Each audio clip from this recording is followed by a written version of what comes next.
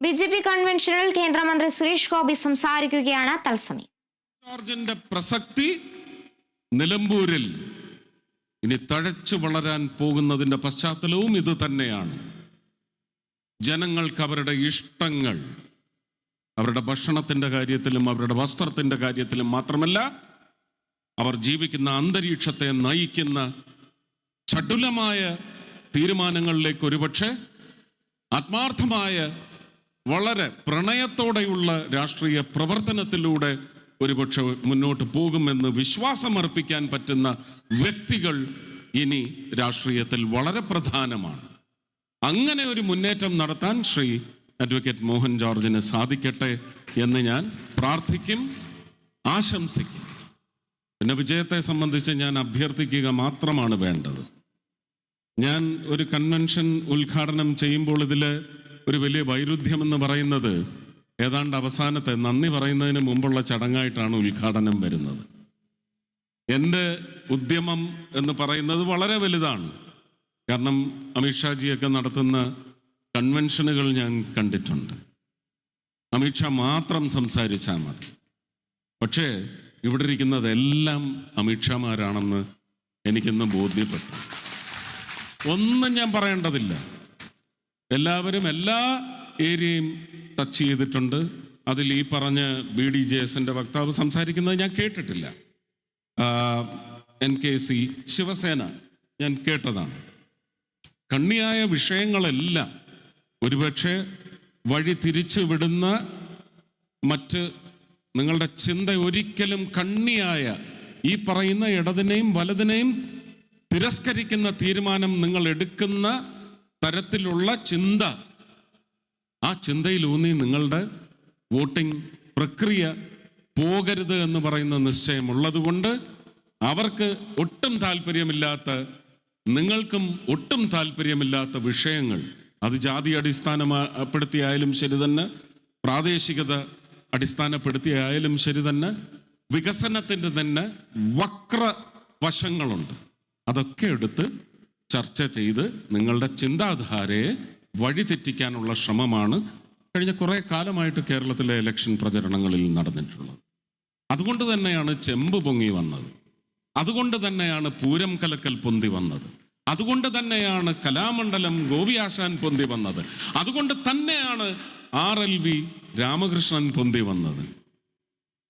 ഇതെല്ലാം അവരുടെ തലയിൽ മുൾക്കിരീടമായിട്ടാണ് ചെന്ന് പതിച്ചിരിക്കുന്നത്. ഇന്നും ആ മുൾക്കിരീടം അവർക്ക് മുറിവ് പകർന്ന് ചോര ഒലിച്ചു കൊണ്ടിരിക്കുന്നതല്ലാതെ അതൊന്ന് സ്വന്തം കൈകൊണ്ടെടുത്ത് മാറ്റാൻ അവർക്ക് സാധിക്കില്ല.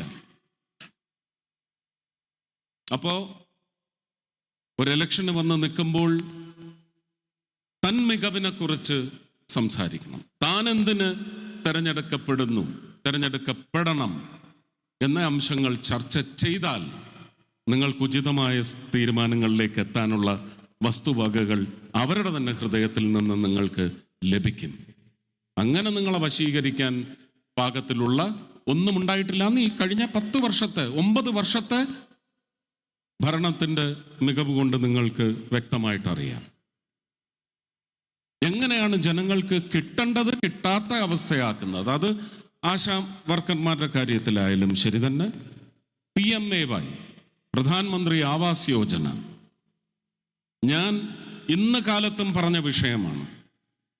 ഒരുപക്ഷെ പത്രക്കാർക്ക് പോലും അതൊന്നെടുത്ത് ഒന്ന് കത്തിച്ചു വിടുന്നതിന് വേറെ പലതും അറ്റവും വാലും എല്ലാം മുറിച്ചെടുത്ത് കൊടുത്തിട്ട് തന്നെ ഇല്ലാതാക്കാൻ ശ്രമിക്കും. പ്രധാനമന്ത്രി ആവാസ് യോജനയെ സംബന്ധിച്ച് ശീതകാല സമ്മേളനം കഴിഞ്ഞ് ഡിസംബർ മാസത്തിൽ ഞാൻ പ്രത്യേക ക്ഷണിതാവായിരുന്നു ആ യോഗത്തിൽ. കേരളത്തിലെ പവർ മിനിസ്ട്രിയുടെ ഉദ്യോഗസ്ഥർ, പവർ മിനിസ്റ്റർ, ഏർബൻ ഡെവലപ്മെന്റ് മിനിസ്ട്രിയുടെ ഉദ്യോഗസ്ഥർ, അതിൻ്റെ മന്ത്രി വന്നില്ല.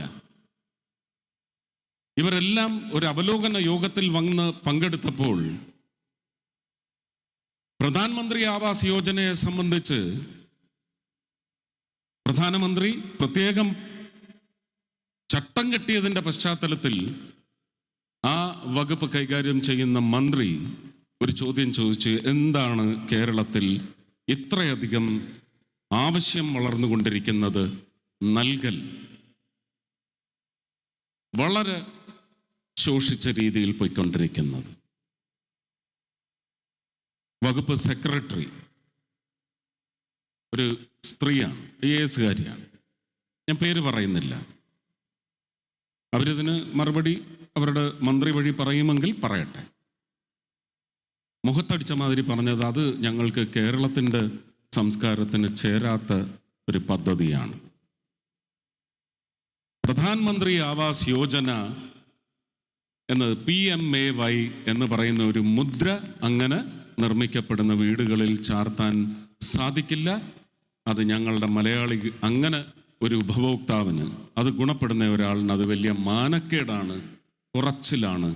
അതുകൊണ്ട് അത് സാധിക്കില്ല. PMAY എന്ന് എഴുതി വെക്കാൻ സാധിക്കില്ല. നമുക്കിതൊരു സോഷ്യൽ ഓഡിറ്റാണ്. ഒരു സ്കീമിലൂടെ രാജ്യത്തെ പൗരന്മാർ നൽകിയ ചുങ്കപ്പണം ഒരു പൂളിലേക്ക് വന്ന് അതിന് വിവിധങ്ങളായ ആവശ്യങ്ങൾക്ക് വേണ്ടി വകയിരുത്തി വരുന്നതിൽ PMAYക്ക് ഇത്ര കോടി, ഇത്ര ആയിരം, ഇത്ര ലക്ഷം കോടി കൊണ്ട് എവിടൊക്കെയാണ് ആ വീടുകൾ ഉണ്ടായതെന്ന് പറയുന്നതിൻ്റെ ഓഡിറ്റ് എലമെൻ്റാണിത്. അത് ചെയ്തേ മതിയാവും. അത് ചെയ്യാൻ സാധിക്കില്ല എന്ന് പറഞ്ഞാൽ അടുത്ത പദ്ധതിയുടെ അടുത്ത ഫേസിൽ നമുക്ക് കേരളത്തിന് ഇത് നൽകാൻ പറ്റാത്ത അവസ്ഥ വരും. പക്ഷെ അങ്ങനെ ഒരു ഉദ്ദേശം ശ്രീ നരേന്ദ്രമോദിക്കില്ല. അതിനുള്ള മാർഗം അദ്ദേഹം കണ്ടെത്തിക്കോളും. കണ്ടെത്തി അത് പ്രാബല്യത്തിൽ വരാൻ തുടങ്ങി എന്നാണ് ഞാൻ മനസ്സിലാക്കുന്നത്. അപ്പൊ ഞാൻ അന്നേരം നമുക്കതിപ്പോൾ ഇവിടെ പറഞ്ഞാൽ ഇത്തിരി രാഷ്ട്രീയമായി പോകും. അത് വേണ്ടെന്നാണ് ഞാൻ വിചാരിക്കുന്നത്.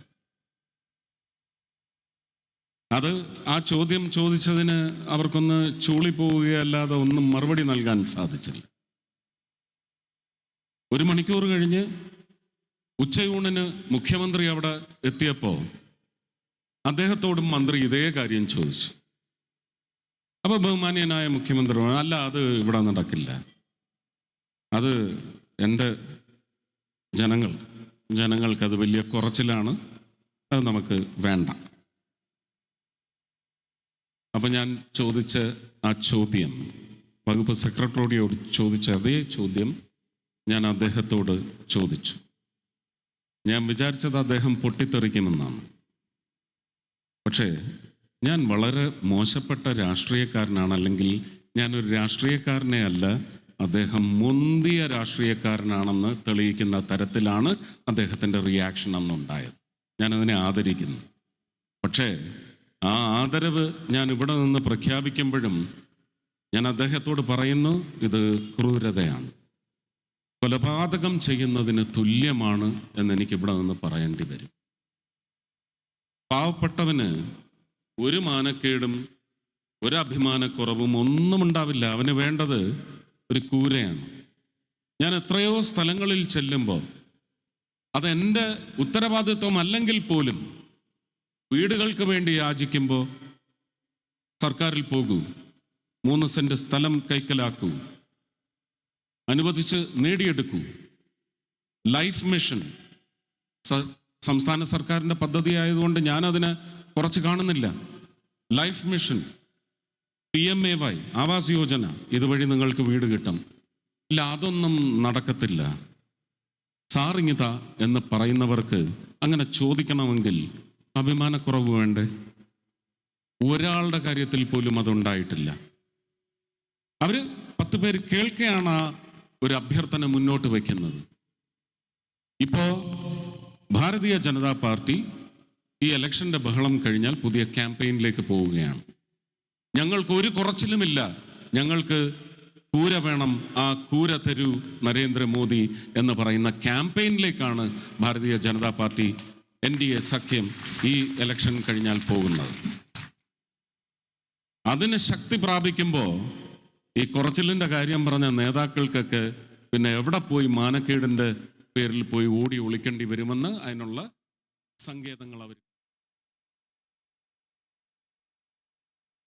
നിലമ്പൂരിലെ NGAയുടെ തെരഞ്ഞെടുപ്പ് കൺവെൻഷനിൽ സംസാരിക്കുകയായിരുന്നു കേന്ദ്രമന്ത്രി സുരേഷ് ഗോപി. സംസ്ഥാന സർക്കാരിനെയും വലതുപക്ഷ പാർട്ടിയെയും രൂക്ഷമായ ഭാഷയിലാണ് സുരേഷ് ഗോപി വിമർശിച്ചത്. ഇനി നോക്കാം ഒരു ഇടവേള.